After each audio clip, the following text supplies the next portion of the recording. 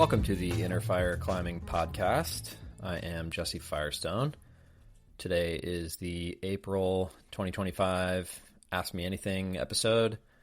Squeaking this one in under the wire as it is April 30th, but I thought it kind of made more sense to let people ask questions all month and then answer them at the end of the month. So yeah, we'll jump right into it here with the first question. Got a couple questions from Jishnu. He asks, a common piece of advice for beginners and intermediate is to work on footwork, but I always found this advice a bit vague and general. What do you think the elements of good footwork are, such as precisioning, positioning, etc.? Yeah, it's a good question, and I agree. It is very vague and general advice to tell people to work on footwork, but yeah, imagine that you were giving advice to tennis players and you just said they needed to work on their swing.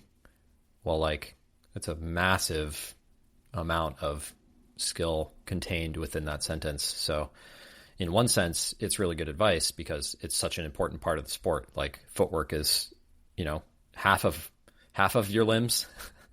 And I've said this before, but there's such a small amount of actual contact, like surface area in climbing. It's just a little bit of skin and a little bit of rubber. And so it's really, really important that we have a strong connection to what those little surface areas are doing. And yeah, the footwork element is 50% of that. Obviously, the other 50% is your fingers or your hands, really. There's other things like knee bars, but generally speaking, there's not that much connecting us to the wall. So everything in the lower body really is footwork. So I think it's always going to be necessarily vague and general. But I'll kind of explain how I think about footwork in my own climbing. And from first principles for me, one definition of good technique is a climber's ability to shunt weight to the feet off of the arms in a variety of situations. And there's always going to be situations where you can't shunt weight to the feet in comp climbing and parkour moves where you're paddling between holds and things like that. But even in those cases, the lower body is still really important. And as soon as those climbers stop moving and they land on something and do a foot plant, it then becomes immediately really important for them to shunt weight to their feet again. So it's still a sort of fundamental principle of good technique. And I think that could be a reasonable definition of good footwork. Is good footwork, it enables you to shunt weight to your feet. So it allows you to pull harder through an edge on a steep wall and create body tension that pulls your hips in close to the wall. It allows you to externally rotate at the hip and get a little bit more weight through a heel hook.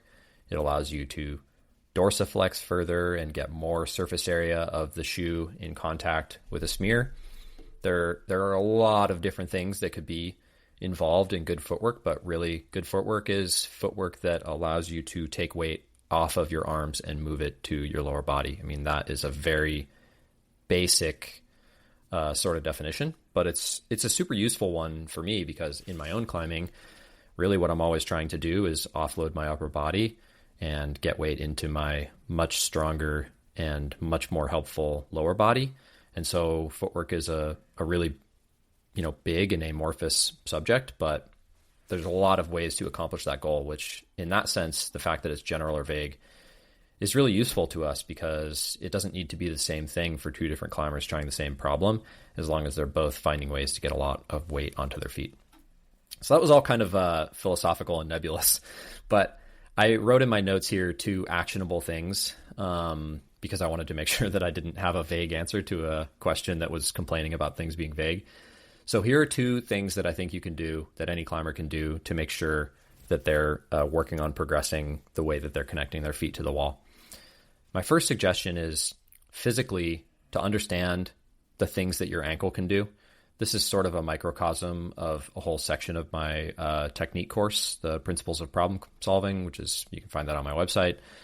But your ankle has a bunch of different ways that it can articulate. It can plantar flex and dorsiflex, and it can also invert and evert, which is basically like rocking side to side.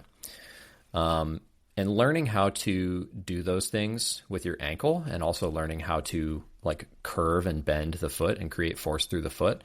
If you learn how to do those things off the wall, and then practice doing them on the wall and creating tension in those positions, that is a practice that will probably show up for you in your climbing, because plantar flexing and dorsiflexing and then pulling, like toeing in on a hold when it's away from your center line or toeing in on a hold when it's across your center line, those things are super, super important. And a lot of that happens at the ankle.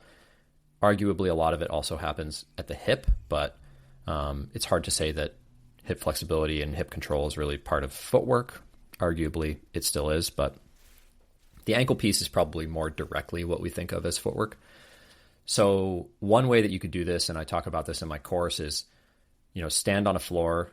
You can do this in normal shoes. You don't need a climbing shoe, with a towel, if you're on a wood floor, you can just use like a towel or a sock or something, and just stand on one leg and use your other foot to move that sock around on the floor. And as the sock gets further from your body or closer to your body, it's going to get easier or harder for you to move it. But keeping tension into that towel or sock while it's in different positions around your body, it's going to be across your center line on the other side, or it can be far out to the same side, or it can be far in front of you, or it can be far behind you. And all of those different positions of the towel, it's going to make you do things with your hip and with your leg in order to maintain balance. But it's also going to do very explicit things in your actual foot in order to keep pushing into the object in the floor. And the harder that you can push into that object, the more tension you can create, the more force you can create in order to move that object around on the floor. It really is a similar feeling to how it feels to get weight into a foothold while you're actually climbing. The only difference is that both of your feet are doing that at the same time, instead of your other foot, just standing there on the floor and absorbing most of your body weight. But coordinating that sensation is a super, super important thing to be able to do. So if you were trying to toe in with your right foot on a foothold that's like a couple feet off to your right, the feeling of pulling a towel that's a couple feet to the right of you on a floor is a very similar feeling. And learning how to connect those things so you can kind of coordinate it and feel it in your brain off the wall is really, really helpful. So it's like feel it. Step one is like feel it off the wall in your brain. And then step two is to pull back onto the wall and try to feel it on the wall. And really just doing that many, many, many times and creating a lot of reps. That's how you get better footwork, essentially.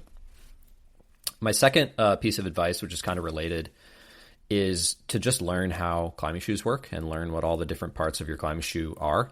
I think beginners, if you made a heat map of all the places that beginners contacted the footholds with their shoes, it would just be like the front couple inches of the shoe very generally stomping onto the footholds.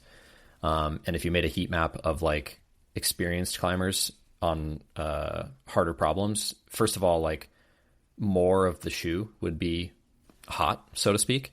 But it would be like a thin line around the perimeter of the shoe most of the time. So they're on the absolute tip of their toe when they're on small edges, but they also know how to inside edge and outside edge. When they do a heel hook, they're not just always on like flopping directly onto the back of the heel, but they're usually on like the lateral side of the heel because they're more externally rotated. And they also know how to, toe hook, not just through the top of the toe, but through, all around the entire surface of the shoe. So in that sense, I think good footwork is just being able to maximize all the different pieces of the shoe that you can connect to the rock or to the plastic. So learning how the shoe works and learning how to connect different pieces of the shoe to the holds, that's super useful. It's maybe more of something that you can kind of logic through, rather than being something you need to more naturally practice, like the first piece of advice, but they probably play nicely together. Okay, next question from Jishnu. You've recently mentioned liking Ethan Pringle's Addicted to Fear and Nathaniel Coleman's No One Mourns the Wicked videos. Are there any other modern classics you'd recommend? Modern classics. I didn't give too much thought to this, but I really like the old, I hate that it's old now. There's a Jimmy Webb video called Possessed. I think that still counts as a modern classic. It's probably 5 years old or something like that. This is a Kevin Takashi Smith produced video. Kevin Takashi Smith, where did he go? He was making great videos for a while. I also really like any of the wedge produced videos. I mean, really just the wedge climbing channel, I think, is the best climbing channel on YouTube right now. It's just absolutely stunning footage. And I really, really relate to something about British bouldering, or UK bouldering, I guess. They're just so low key and understated, and it looks really, really beautiful there, even though I know the conditions are terrible. And I find myself way more drawn to that than to the like kind of come on bro, let's go, all the tension in the world type send videos that we tend to get from American climbing media. I mean, I like that stuff too. I just tend to want to mute it a lot more often. So those would be a few suggestions. Nico asks, advice for returning to a project that gave you a tweak or injury, especially if the position is one that's hard to replicate in the gym and not trivial to warm up specifically for. And there's a follow-up comment here by Giancarlo, who says, similar to this, how do you suggest regaining the confidence to try hard again on a move or with a body part that was injured? Example, I injured my LCL on the heel hook start to Waco Crimper in Leavenworth, and while I'd love to seek vengeance post-recovery, I know there will be a mental hurdle to overcome in trying hard in that same position again. Yeah, this is a really common thing in climbing because we tend to try so hard, and especially in bouldering, the loads tend to be so novel. We get a lot of shear forces on different body parts, like the knee, and we're really motivated to do things. So when we get a injury to a tendon or ligament, injuries that tend to have longer recovery timelines, our motivation can sometimes sort of overstay its welcome. And I've talked about this on podcasts before, but a really notable example for me is I injured my TFCC on this problem called Thunderdome. And I injured it in April, I think, or maybe March.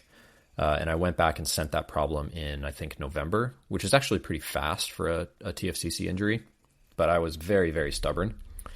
So it's hard to talk about this. It's hard to talk about advice for returning to a project without just talking about recovering from the injury, because nothing is going to give you more confidence and resilience to return to that project strong than to do a really good job with your rehab. And that means a lot of things, but it definitely means patience. So, if you've got a tweak on this project and then you want to go back to it in 2 weeks, like, that's one thing. But if you got a tweak on this project and then you really rehabbed that tweak and you come back to it 2 years later, that's a totally different thing. And hopefully 2 years later, you're so far down the road with your strength training that you just are not even thinking about not being confident. And that's maybe more what I would recommend for Giancarlo, who injured their LCL. Like, that's an injury that the recovery timeline can be kind of longer depending on the severity of the sprain. If you climb around here in Levy, I'm not sure if this person's in Seattle or what, but there's plenty of other things to do in that grade range. So if it were me, I would just go do a lot of other climbing with less tweaky heel hooks, because this one that they're referring to is kind of cammed. I would just go do a lot of other climbing in that same sort of grade range and gain a lot of experience and confidence on heel hooks that aren't quite as tweaky. And eventually you'll find yourself back at Waco Crimper and you'll feel confident if you've done a lot of heel hooks and not had any issues since. Kind of the faster you force yourself to go back to it, the more you're running a risk of injuring that same thing. And then to kind of return to what Nico's talking about, I think he mentioned that he was talking about like TFCC pain or wrist pain with an undercling problem. And yeah, that is super hard to replicate in the gym. The gyms tend not to set super tweaky undercling moves, which is probably a good thing. However, I do think that kind of thing is pretty easy to warm up for. I have some wrist warm-ups on Patreon that you can find. And also the exact kind of stuff that I would do to rehab an injury like a TFCC injury makes a really good strength training stimulus. And it's exactly the kind of stuff that I would do at the beginning of the session if I was going to go try something that had a really powerful undercling.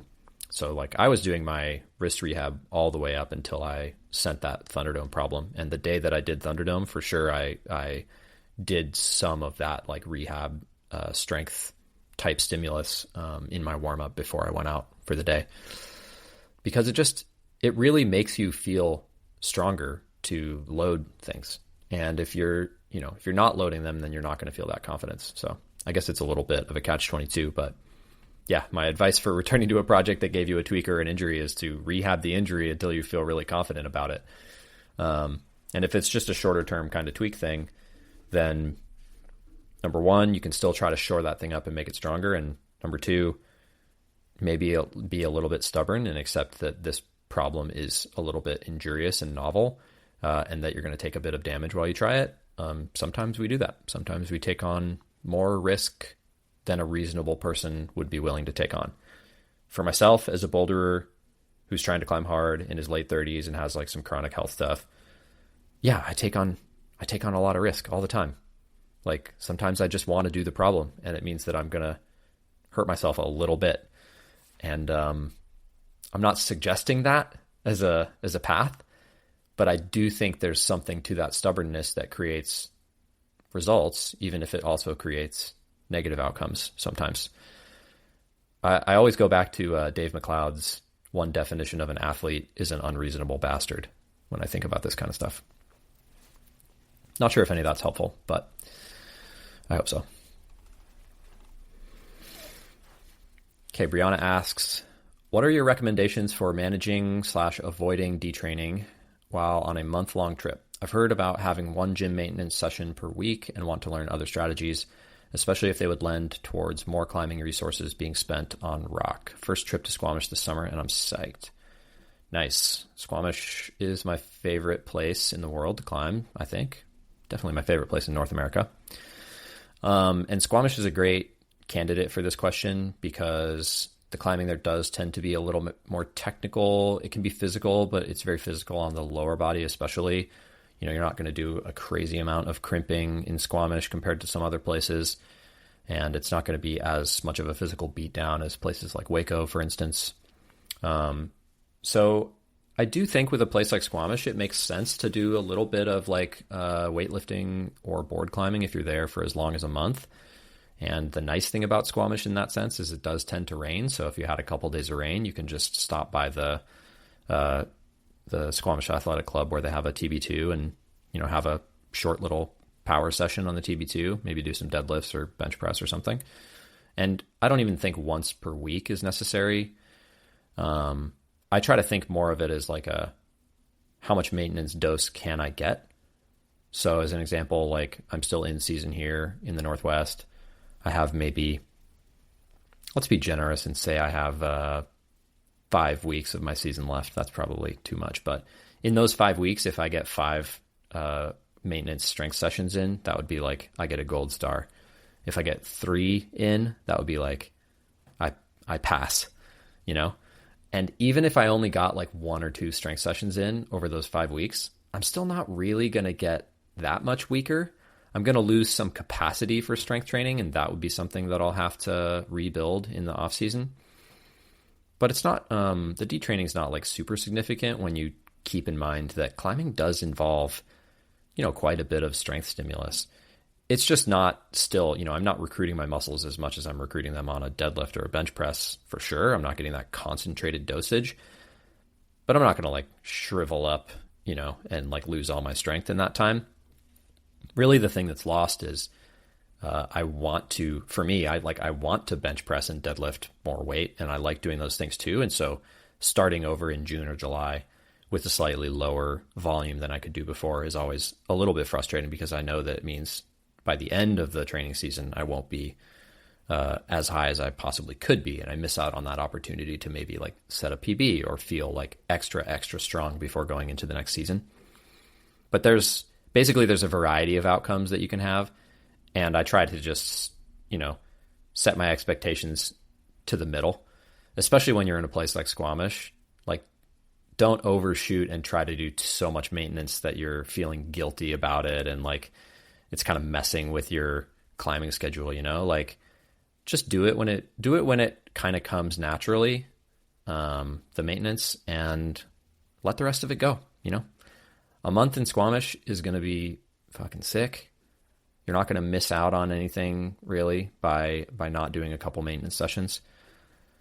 You know, when I work with athletes who go on trips like this, it's like I kind of feel like I'm of two minds, but these days, more than anything, I just try to get out of the athlete's way and let them have a really good trip. because these experiences are rare. You get a lot fewer 1 month trips in your life than you do months where you're at home climbing normally and grinding away in the gym. So in one sense, the utility of it kind of leans towards just have a good trip, do a little bit of maintenance if it fits in. That's probably the most logical answer.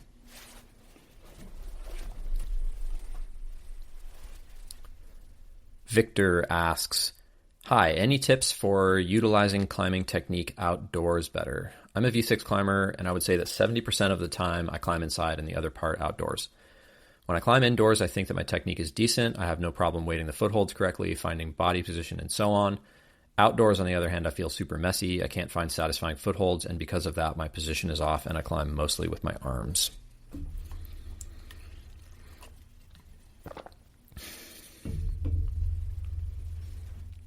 Okay, great question. Couple things. First of all, I don't think of climbing technique as something that you develop and then you utilize in different cases. I think I kind of get that, but technique of climbing outside and the technique of climbing inside are just different technique. You do a lot of the same things, but it's always going to feel a little bit different.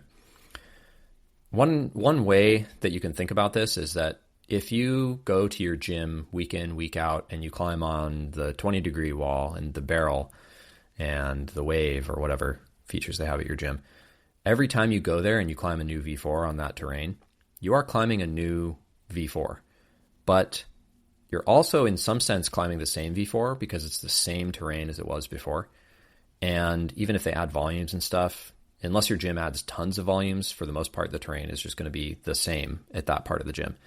And so as you climb in your gym, you're learning new techniques because you're climbing different problems, but you're also repeating a lot of the same technique over and over and over because there are fundamental truisms to climbing on a 20-degree wall or climbing on a barrel at your gym, right? On the other hand, when you go outside, every V4 you try, basically, unless you live somewhere where it's just a lot of flat overhangs, and those places do exist too. For the most part, though, the terrain is different on every single problem. And so the variety of techniques that you're going to experience outside is just way wider. And that, the difference between this V4 to this V4 to this V4 in the gym, where you're just kind of doing different moves on the same terrain, that technique can kind of translate outside.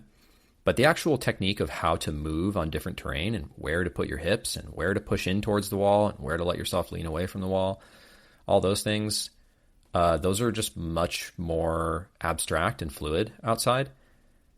And I guess what I'm trying to say is there's just a lot to learn outside. And the other thing that confounds this is if you spend 70% of your time climbing inside and 30% of your time climbing outside, those lessons inside are just way more condensed. So you're getting a lot more practice at a much smaller total set of things to learn. So it's not surprising that you feel more confident in that scenario. Whereas with outside, you're getting less practice and it's way more abstract and broad. So you have to just keep plugging away at it and keep practicing and you'll get better at it, the same as you feel like you're pretty good at climbing inside. But climbing inside is never going to directly translate. The best direct translation you get is it makes you physically stronger and then you can tolerate more outdoor climbing and you can get that practice in. The same relationship exists there as the relationship that exists between strength training and climbing in general. We strength train so that we can do more climbing, so that we can get better at climbing. We climb inside.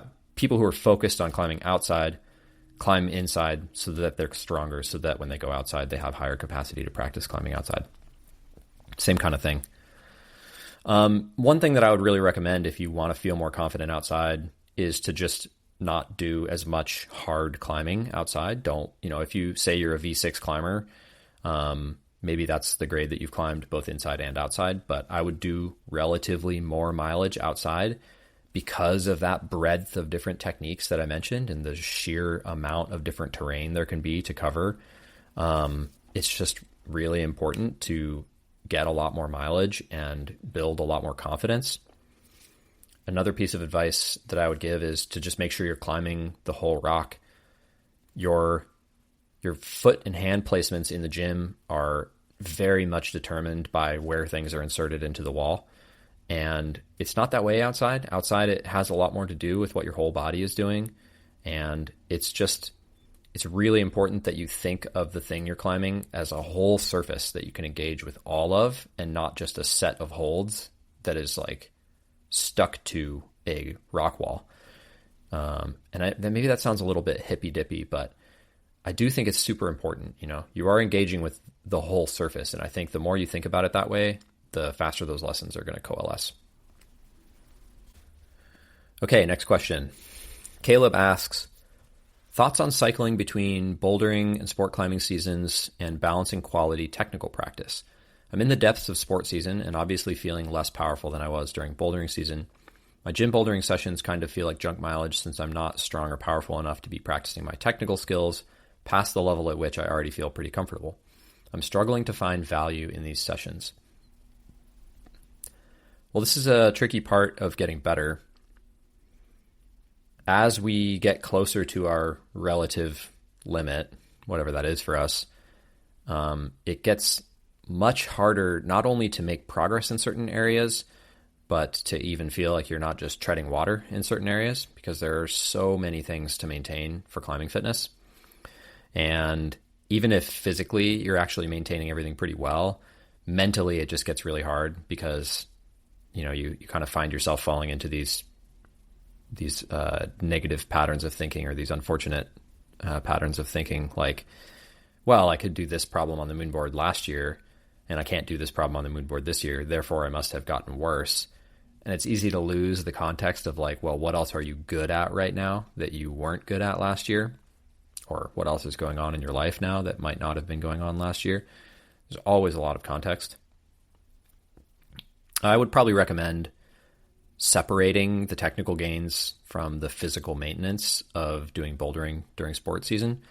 Like during sports season, your technical practice is going out and red pointing routes, because the technique of sport climbing and the technique of bouldering are fundamentally a little bit different.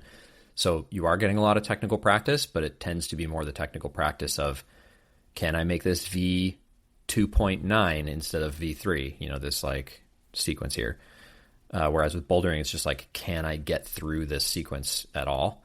And those are kind of different ways of thinking about movement. So I think that's an important thing to kind of consider, is like your bouldering sessions right now probably are a little bit more of a physical strength and power stimulus rather than being like technical practice.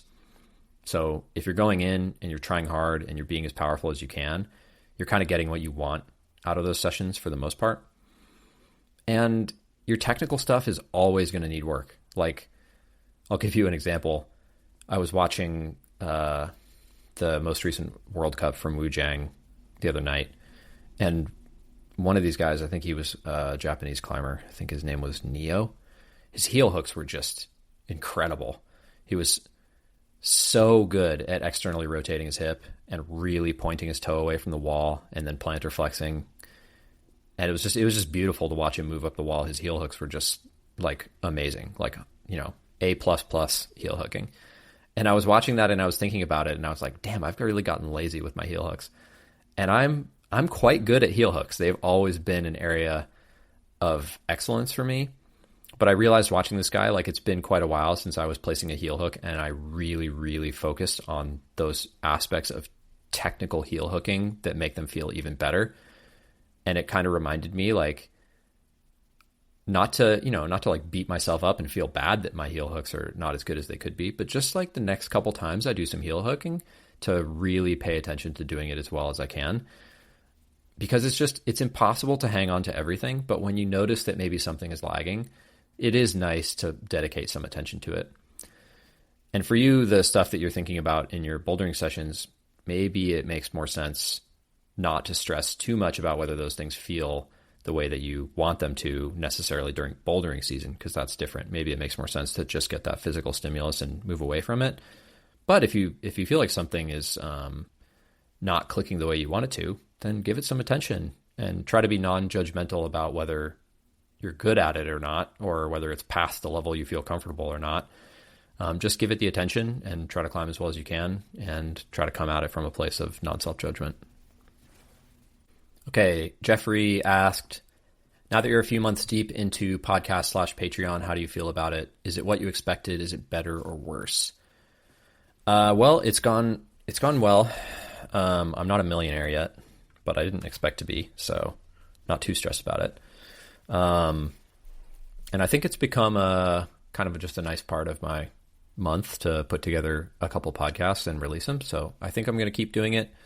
The Patreon money does probably pay for the time that I put into the podcast, which is great. And I think I probably used up my early gains of like people who just wanted to support me signing up for it. So at some point I have to start offering more stuff on Patreon in order to get more people to sign up for it. But I never really expected it to become, I don't want it to be my main thing. I want to keep being a coach. So I don't want it to become so big that it's taking up a huge chunk of my time, and like taking over the coaching, just because I want to work with different people directly. And the podcast is a great way for me to connect with my audience, but it's not very one-on-one the way that my coaching is. So as far as something that empowers my coaching, I think it's working well right now, but we'll see how it grows. Okay, Brian asks, I'm fascinated by the mentality of first ascensionists. You put in so much work. I'd like to hear about your drive to do first ascents. This one's really interesting. I think there's a huge misconception in the climbing community, and I hear people talk about this a lot. I especially hear developers talk about this. We kind of treat first ascents like it's a community service, but personally, as someone who's done quite a few first ascents, I think it's an astonishingly selfish thing to do, because the first ascent in my mind is really the best ascent. I mean, you get the cleanest experience. There's no preconceptions about what other people think about it, whether they think it's cool or stupid or easy or hard. I don't have to worry about any of that. It's just, do I want to do this? And what do I have to do it? And it's just such a pure experience. And if I was the kind of person who had the willpower to, and if my job wasn't all tied up in Instagram and stuff, but if I had the willpower to disconnect myself completely from the climbing community and just go out and have pure experiences, not look at a guidebook, not have any video beta, just walk out into the boulder field and find the boulder and start trying it without knowing what it is. I mean, if I could get myself to be that clear-headed about it, maybe I would climb that way, but it's just very, very hard to live in 2025 and not have the web of connections to all these things that we have. And so the place that I retreat to is finding projects or finding things that I know less about and trying to do them in this sort of, either do them as a first ascent or sort of do them with a first ascent mentality, because it feels like it's something that I've always done in my climbing, and it just feels like the most wholesome and pure part of the sport to me. So I don't really feel like I need anything special to be driven to do it. It just is the best part of climbing to me, and so it's what I want to do. And as far as like all the brushing and scrubbing stuff and getting dirt and shit in your eyes and hauling tons of stuff up to the boulder and moving rocks around to make landings and trying things on a rope and all the kind of manual labor that goes into FAs, well, I just sort of treat all that stuff as I'm earning the right to be motivated to do this thing where I'm going to have to put like tons more effort into it than what it, maybe would otherwise cost me to do if someone else already did the FA. I've always kind of felt like I need to earn my motivation. So when I get kind of psyched on a project, which I've been psyched on a project lately, I love that feeling of being like, fuck yeah, I can't wait to go to the boulders today and do a bunch of work, not even climbing, but just do a bunch of stuff to kind of earn this right to then do later stuff where I actually get to climb on it. I mean, that's just such a cool and rewarding feeling. And I'm incredibly privileged to live the kind of life where I'm close enough to climbing and I have the time to do that, because I know that not everybody can do those things, which kind of takes me back to my original point that like developers are kind of the most privileged, I think, people in the climbing community in a lot of ways. They do put in a lot of work, but they also get the best experience.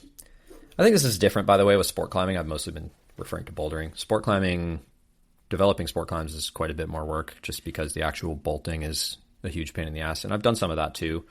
I still do feel the same way about it, but it's just relatively even more work compared to most boulders. So I think I'll have more to say about this. I'll probably either do a vlog or a solo podcast about the project that I've been working on, especially if I have a chance to send it before it gets too hot. But I'm not going to say too much more about that right now. Ryan Frecka, welcome to the show. Thanks for having me. So I brought you on because I got some questions that I thought you'd be well placed to help answer, given you've been at a couple different times now my strength coach. We've talked about a bunch of this stuff. So I'll just dive in. These questions are all from Stephanie. So she starts with, I've noticed greater progress focusing on strength to weight ratio and muscle maintenance rather than weight loss. What's your philosophy on balancing weight management with strength training for climbing performance? I don't think it's something that's hindering me, but I'm curious what your thoughts are. Okay, I'll go first. Cool. When I'm working with athletes, strength to weight ratios come up pretty much every time when you start to talk about the performance aspects. I think my personal perspective on strength to weight ratios, they can be kind of fickle things. And more often than not, the messaging kind of focuses on reinforcing a bias towards lowering absolute weight, which from a performance perspective, if you have a little bit of weight to lose, say you're starting the sport and you're entering it from being relatively sedentary, it can be something to consider, but it's also a dead end road, right? So you can only lose so much weight, and usually it's a lot less than people think before starting to also lose performance at a pretty drastic rate. So it's good that you're not necessarily focusing on that aspect, and I do tend to gravitate towards the suggestion of maintaining weight, especially when it comes to during a season. That can be really important.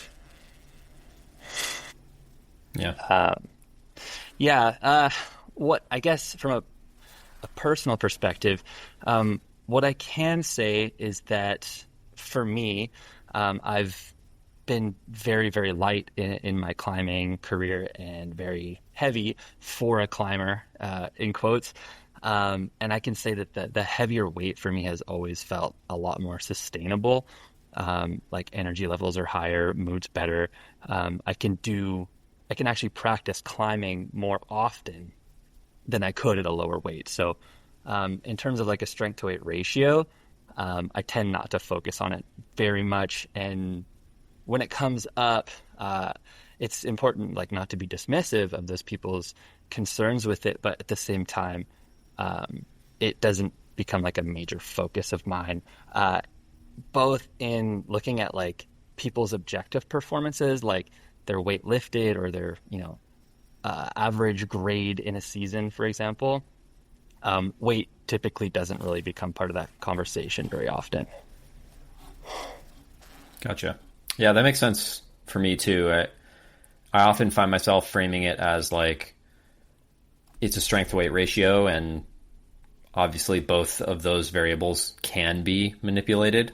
They are things in theory that we have control over. It's just the risks and consequences of messing with the weight side of the ratio just tend to be a little bit more severe than the risks and consequences of messing with the strength side of the ratio. Exactly. It's and I think it's a sensitive subject, and I don't want to be a climbing coach who's saying that manipulating weight is not an option. But I do think as a culture, we're maybe moving away from the rock climbers training manual sort of ideal of dropping weight as far as you can right before the season, and maybe moving a little bit more towards wanting to work on the strength side of the equation. And I've talked to a bunch of climbers who they get into strength training because they want to be more powerful or because they're having chronic injuries. And then they realize that they've gained weight as part of that strength training, and they start to have a little bit of a panic. And then we have to talk about muscle's not dead weight. It earns its keep. it burns more calories. That's literally what produces your power.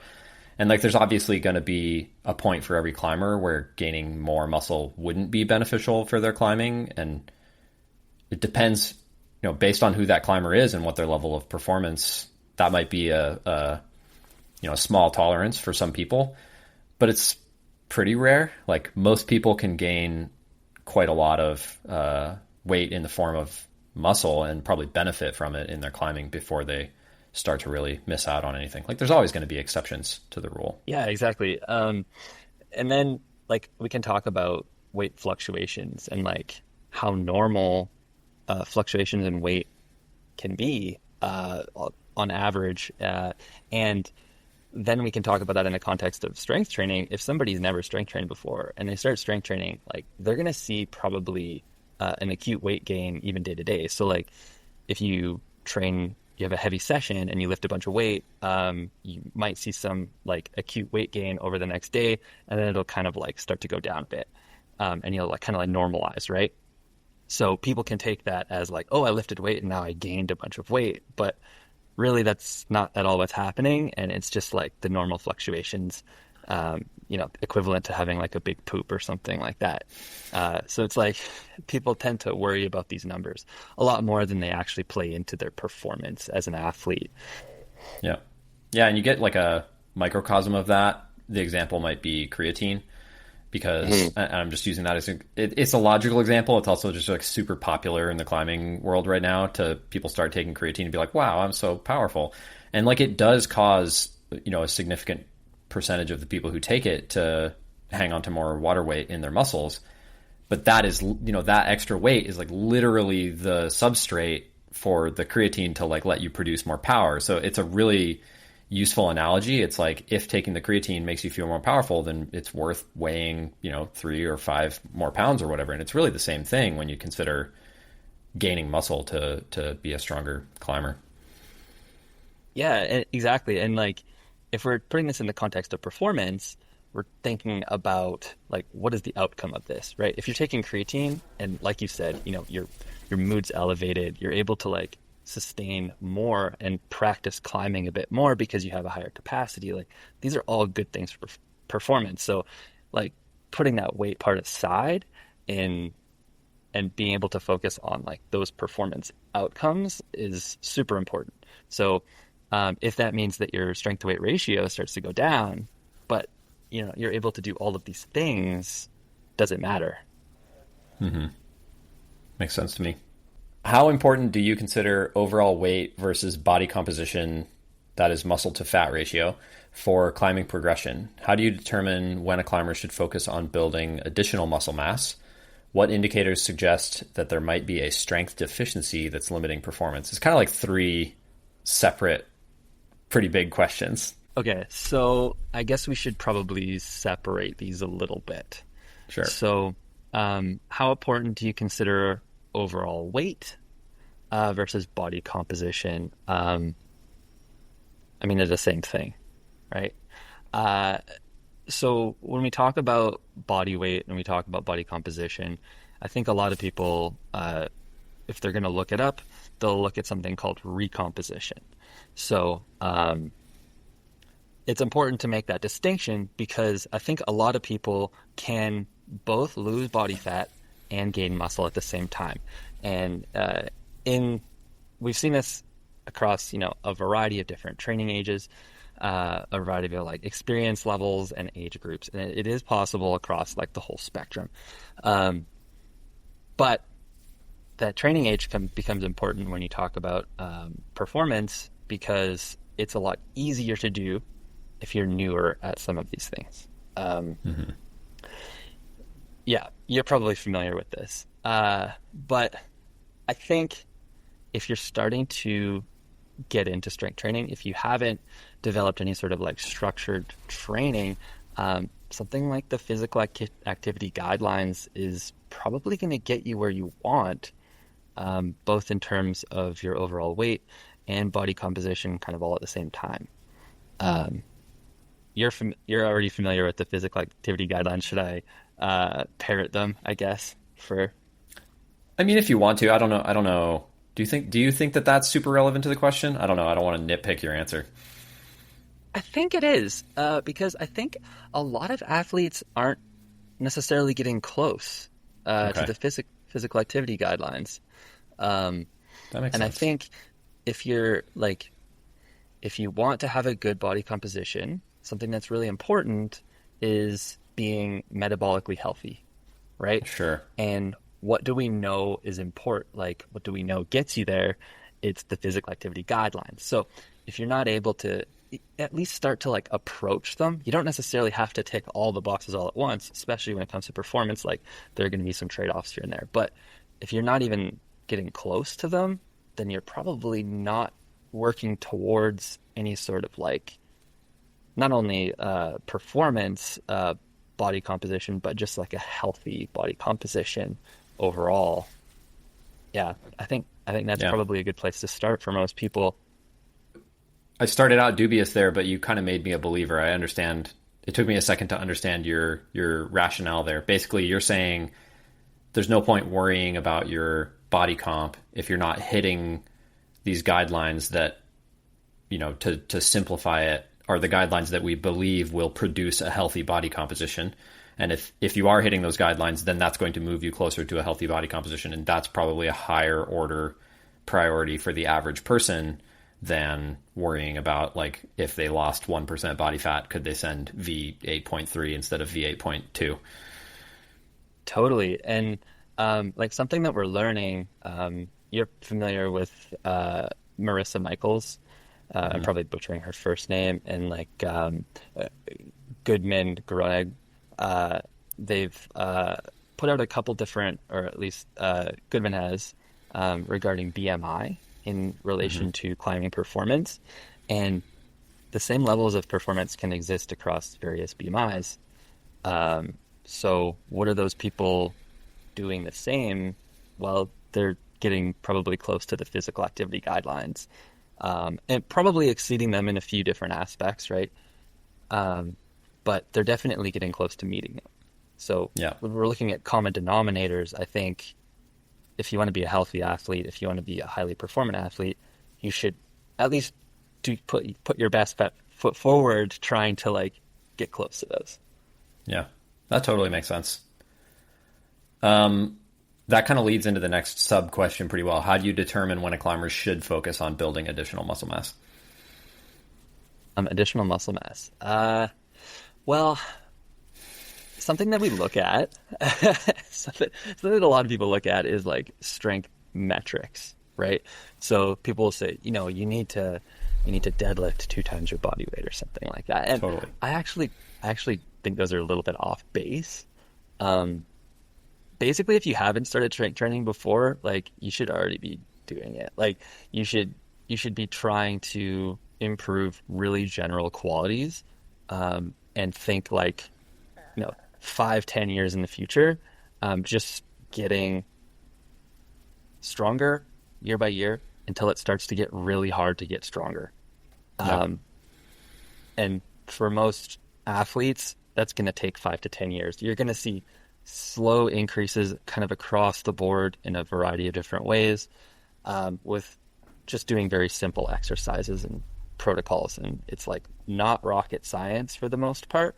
Um, I think most people don't get there is the Yeah. problem.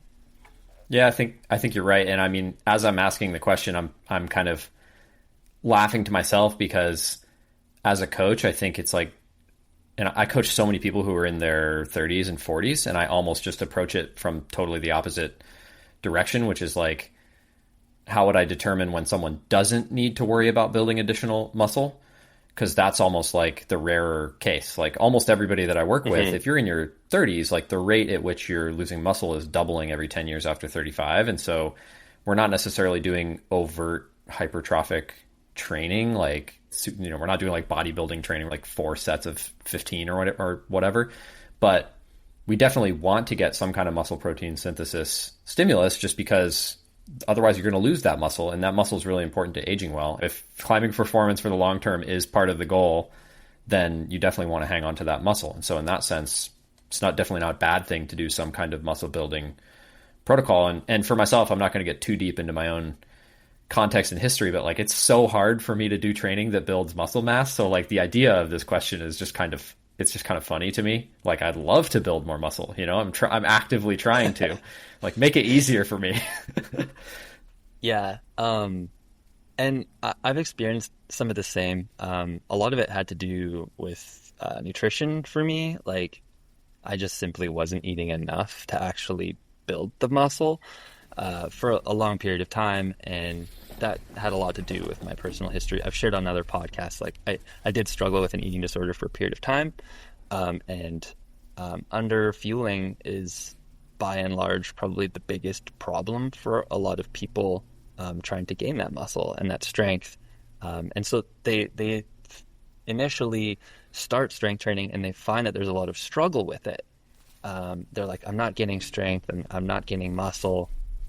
And in several cases, it has been, we found out that, you know, maybe they just need to eat a little bit more, whether that's, you know, protein or carbohydrates or whatever, to just get them kind of above bar, because you're not really easily going to build tissue by not, you know, fueling yourself. Yeah. But that's my week 3 refrain of like any training plan that I write for somebody. It's just like, if they're not doing well in training in like week 3, like if they're starting to really slog in week 3, either I missed the mark as a coach, but that's getting rarer and rarer, or it's one of 2 other things, which seem to be more common. They're not eating enough, or they're not sleeping well enough. And like, I'd say like 90+% of the time you get that week 3 slog, and I just hit my refrain, which is like, you just need to double down on your eating and your sleeping. And usually by like week 5, they're feeling good again, you know? Like, not that I get it perfectly every time, but it's crazy how often people just they take on a training plan and there's not eating enough food. yeah, and we can also kind of reverse that a little bit too, right? So when I talked about the physical activity guidelines, things that we know benefit your sleep, which we know to be incredibly important. It's like probably the single most thing that I focus on, is being metabolically healthy. Like that, those sleep disturbances can often be a sign that you're not meeting those guidelines. And if you start to meet them, you start to see that sleep improves. You start to see that recovery improves because sleep is improving. And so, yeah, I keep coming back to that, and I feel like I just like I hammer it into everyone's brain. But once you see the difference, like you can't go back. Yeah. Yeah, it's a superpower, sleeping well for sure. We've kind of already been dancing around it, but let's, actually there's still one more sub question in the third question. This is 2C, question 2C. Yeah, 2C, yeah. It's a labyrinth. What indicators suggest there might be a strength deficiency that's limiting performance? That's a huge question. I mean, if you haven't been strength training, it's probably your first indicator that you're not getting stronger. Yeah. It's tough. In climbing, it's especially tough. I think like in other sports, it becomes really obvious really quickly when you have a strength deficiency because they rely, you know, exclusively on strength. And it's like very measurable. But in climbing, like there's so much variety that it tends to be difficult. I think if you're like not moving particularly powerfully, then you might not necessarily have like a huge strength base. That can sometimes be the case. We're also getting into a weird place in climbing. When you're looking at the research, we're starting to define what is like a performance metric in terms of strength in some capacities and finding out like which exercises might benefit that. But it's still kind of like we're on the fence. We don't necessarily know which things do. Nascent. So yeah. And like even stuff like the climbing Bible, for example, like it sets out some guidelines that people are looking for. Like none of that's settled right now. What do you typically look for? Like, because you're doing it more from the climbing side than like the strength and conditioning side. When, let's say somebody's on the wall and they perceive a move to be particularly difficult, where do you draw that line from like the climbing side? I try to Thanks for that question. I try to break it into two really big categories. So, are they having a hard time with a move or having a hard time with a position? Because positions just tend to be easier to learn than moves because there's no velocity element, right? Like it's a lot easier to just hold a barbell in the front rack than it is to actually do a clean to the front rack, for instance, or like that's a very simple example, but you know, the climbing example is just like, it's just easier to stand there than it is to actually like jump to the next hold, right?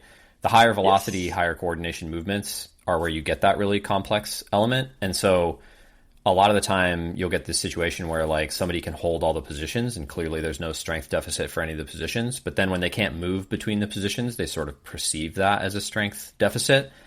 But it's, if you can hold all the positions, it's like, it should really be viewed as like a coordination deficit or a power deficit or an inability to decelerate, which are all different ways of saying the same thing. I mean, basically they're just not applying their strength correctly. And so it's sort of like this very pure example of like the role that strength training actually plays in climbing, which is it makes you strong enough to practice the moves more and get better at the moves. We really like our umbrella terms, you know, we just call like everything that has anything to do with fingers is finger strength. And we like don't make these distinctions, you know, but the distinctions are super, super important.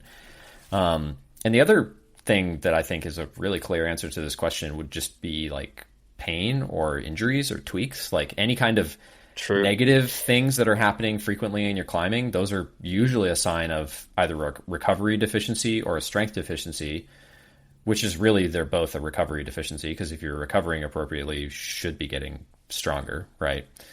So ideally, those are also warning signs for sure. Yeah, that's a good point. Like looking back at my own climbing career and also like my experience with like strength and conditioning more formally, the reason I got interested in it is because I kept getting injured, right? And like the strength and conditioning and specifically like the strength work itself was a means for me to not only get back to the sport, but then at least try and attenuate the potential of that happening again by going above and beyond the requirements. So yeah, that's probably a good point. And obviously, you know, neither of us are physiotherapists, but like at the same time, you know, we experience this and we do talk to those professionals regularly. And a lot of us are saying the exact same things about it. Yeah.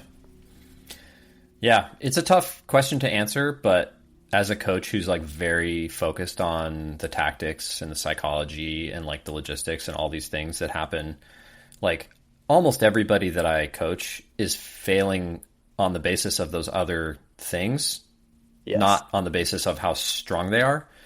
Right. And so like, even if there is a strength deficiency, it's still not usually where you're focusing the majority of your attention. It's just like you chip away at that in the garage and you spend most of your time getting the other stuff right, making good movement decisions, keeping your skin good and all that like really mundane stuff that's not as interesting as throwing weight around in the weight room. Yeah, that's true. Yeah, I kind of had something to add there, but I think you pretty much nailed it. So I'm going to leave it there. Okay. All right.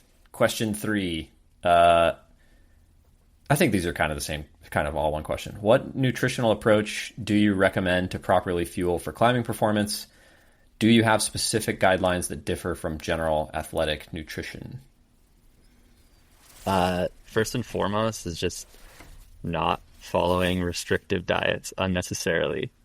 Like that's the first and foremost. And it comes back to the point that we said, like, if you're not eating enough, like you're just not recovering and you're not going to actually start to see improvements more than anything. You're going to kind of maintain like a baseline wherever you're at.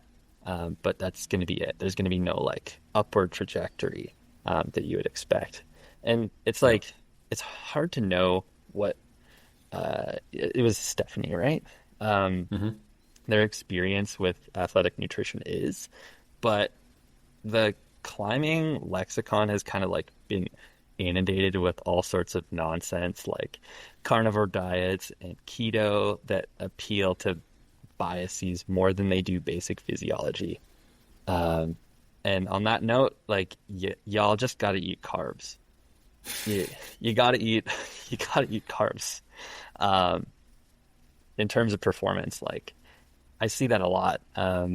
People will be like, "Oh, I've just been restricting carbs consistently," and then you just start to see this little downward spiral in terms of like their mood. This is probably the easiest one. Like I'll get check-ins with clients on a weekly basis, and they'll be like, their logs that week will be so pessimistic, and I'm like, well, have you been eating like enough carbs? Have you been eating enough protein this week? And they're like, oh no, like I kind of slacked off. I'm like, okay, well, if I see this next week, like you know what my recommendation is going to be, right? Yeah.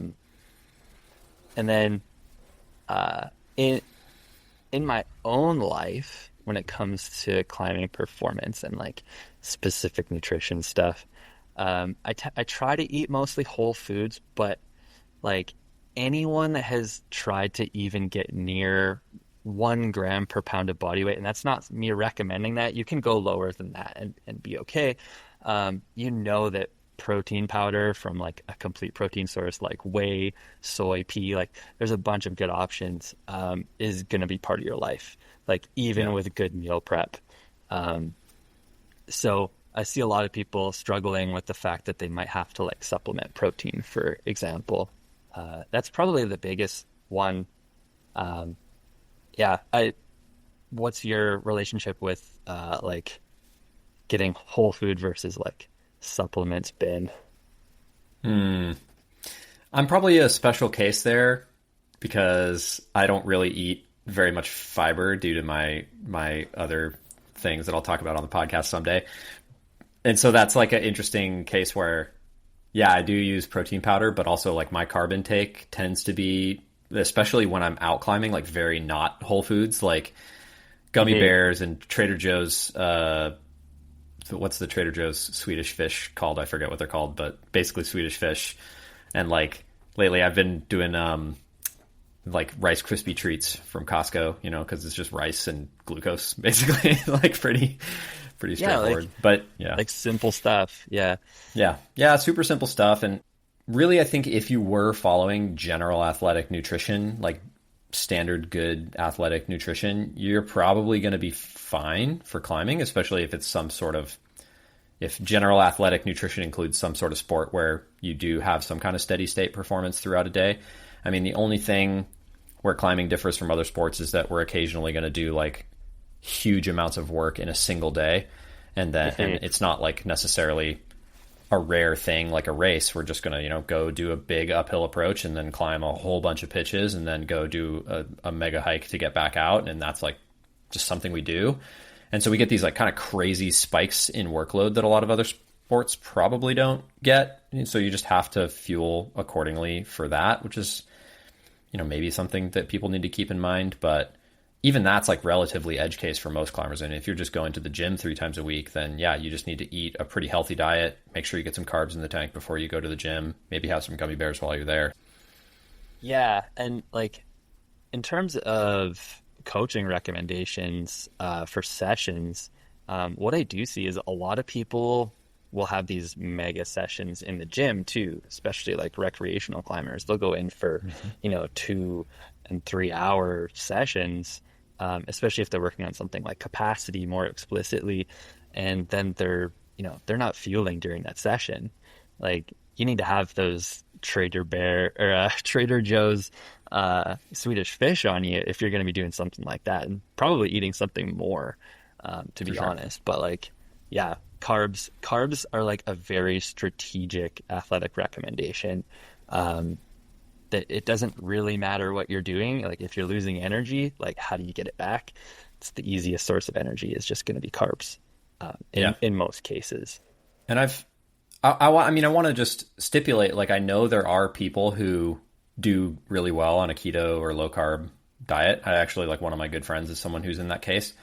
And he'll also go on like multi-day fasts, and he'll climb while he's on those multi-day fasts, and he feels great. And I think that's great. I think that's more of an outlier than not, probably. And I think there's something to the eating carbs. I'll probably have Tom Herbert on the podcast eventually, and I know he's talked about this on other podcasts, but there's something about eating carbs that sort of signals. It's not just the energy from the food you're eating. It's the signal that's sent to the body that says like there's energy coming down the pipeline that sort of lets your body use more energy that it already has. And again, I think I should have Tom on to explain exactly what that is, but I've felt it. And so I know that it's a real thing as well.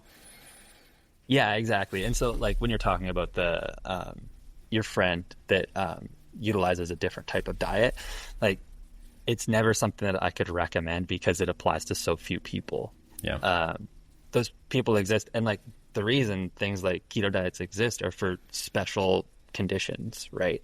Like medically, they came from a certain place, and they've persisted due to rhetoric that kind of exceeds the implementation that it was originally designed for. Yeah. But it does work for some people. That just doesn't mean it can be ever a recommendation generally. Yeah, totally. Anything you feel like we didn't cover on any of these questions? Oh, so much. Something I do want to kind of add, and it's more of like a curiosity, is when it comes to body composition, we look at things like BMI, and I always say like one metric for basically anything should not define the way that you look at that topic, right? So if that's performance, like we don't want to be like, oh yeah, our weighted pull-up is going to be the thing that like dictates our performance as a climber. We can't do that. When it comes to weight, we also can't do that with absolute weight. And we also especially can't do it with something like BMI, which I see a lot. But what I do want to say is, and you're probably familiar with this, but something called set point theory, which is something that I see talked about quite a bit by dietitians. So I'm comfortable adding it to the conversation. But essentially, for the listeners that aren't familiar, set point theory is the theory that each of our bodies kind of has like a set weight at which we are not only healthy, but we thrive, right? And so when I talk about, hitting the physical activity guidelines, if you're doing those, you tend to see a trend towards a certain weight. If you're strength training, if you're doing cardio, if you're just generally active, you tend to see this trend. And so worrying less about the number and more about the things that kind of get you there tends to be a much healthier perspective. And set point theory is like a good perspective to look at it from, I think. Yeah. Yeah, that's sharp. I mean, I'm sure this will come up a whole bunch of times as I get down the road on this podcast, but it reminds me of this thing in economics called Goodhart's Law, which is like as soon as you start aiming towards changing a number as your main goal, the number stops being a good reference point for whatever it is that you're actually trying to change. Exactly. Yeah. And it brings it back to the coaching mantra of like being more process oriented than being like outcome oriented, because the process kind of like gets you to the outcome, even if you don't define the outcome. Yeah, for sure. 100%. I mean, the only thing I think that might not be true with is critical force for sport climbers. Yeah, probably. Which is actually kind of a magic bullet sometimes. Yeah. Yeah, I'm actually going to do my own critical force testing after this, ironically. So. Oh, nice. Well, yeah. I'm so sorry, and I wish you the best of luck. I'm going to be pretty pumped. I'm not going to lie. Nice, dude. Cool. Thanks for joining. I appreciate your insight on all this stuff, and I look forward to having you on the show as a proper guest sometime. Yeah, thanks for having me. I look forward to it, and I appreciate all the questions from your patrons. Cool. Thanks, Ryan. See ya. Yeah, thanks, Jesse. Have a good day. All right, that's all the questions for this month. Just a reminder that patrons get first dibs on questions each month. May have occasional other guest stars showing up. Thanks again to Ryan Frecka for stopping in and helping me answer a couple of those questions. Appreciate that. And if you want the right to ask questions for my monthly AMAs, as well as access to tech review videos, which I'm a little bit behind on. I need to put some of those on Patreon, but I will. Lectures that I've done are on there. First dibs on upcoming courses, first dibs on merch. All that stuff is on my Patreon. There's only one tier. It's $5 a month, and you get access to all that stuff. Or if you just like my content and you want to support me, you can do that for $5 a month. I'll also have an updated version of my principles course coming later this year. I'm really excited about retooling that. I think the content of it was fantastic. I think I can do a little bit better of a job with the delivery of it, and I'm super excited to do that. And if you already have the course, if it's something you paid for last year or it's something that you buy between now and when I redo it, you'll have access to it forever. And it's definitely going to be at a higher price when I reintroduce it later this year. So if the course is something that you were thinking about having access to, I would encourage you to sign up for my Patreon, get that discount for the course, and buy it sooner than later, just so you can get access to it at the lowest price. So figured I'd throw that in there as a little pro tip for you at the end. Thanks for listening, everybody. Onward and upward.